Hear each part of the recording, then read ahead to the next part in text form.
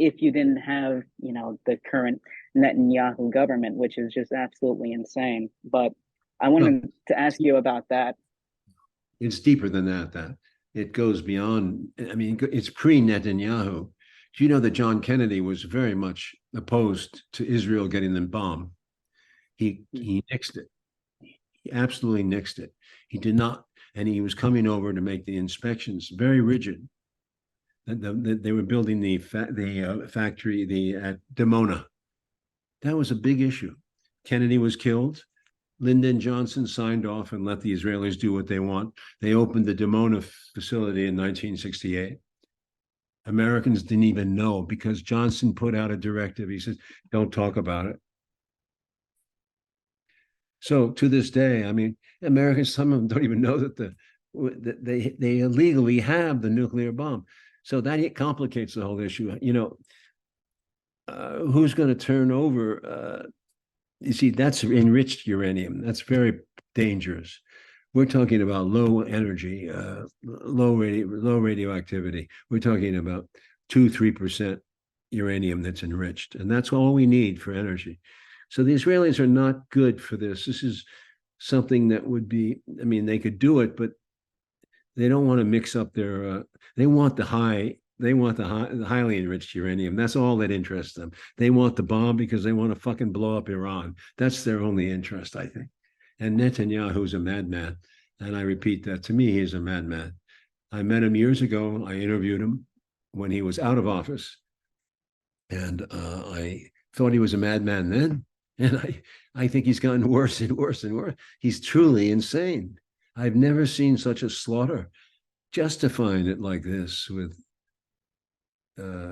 as revenge, as revenge. And how do you wipe out a political movement? It's never been done in the history of the world. I mean, how are you going to kill off everybody? What do you do? Separate them, send them to Egypt? What? It's just mad. The whole solution. And what was sickening to me was when Biden went over there and hat in hand and money in hand to give him what he wanted. This is the problem with our country.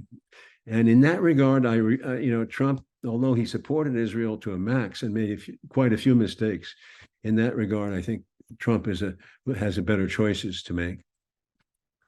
We can't do this. We can't do that. We cannot constantly support Israel. We have to say no. We'll cut them off. Cut off everything to them right now.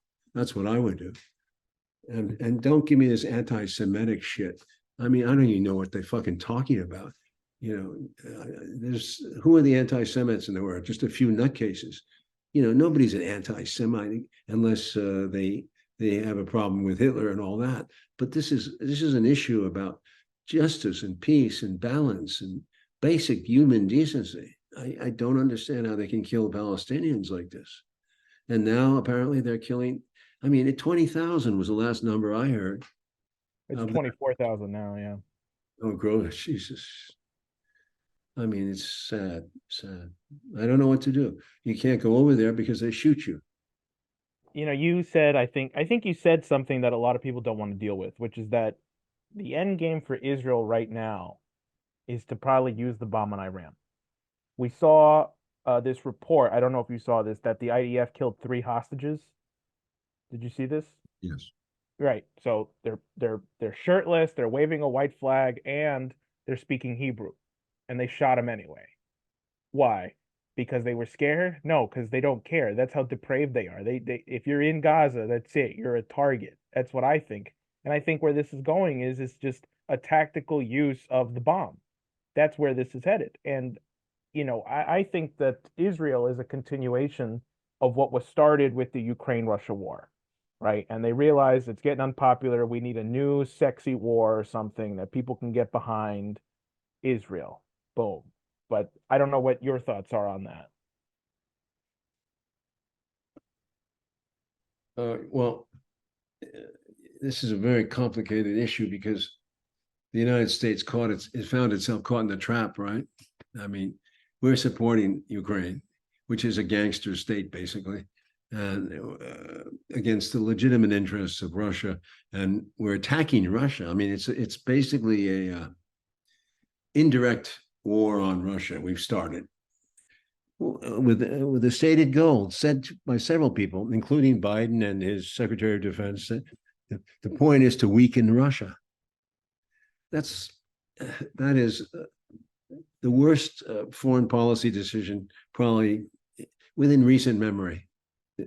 Because I mean, just go back to the turn of the century where George Kennan was at least alive, and he was a tough guy. He was not a pro-Soviet guy, but he just warned us about NATO. He said that, what do we need NATO for?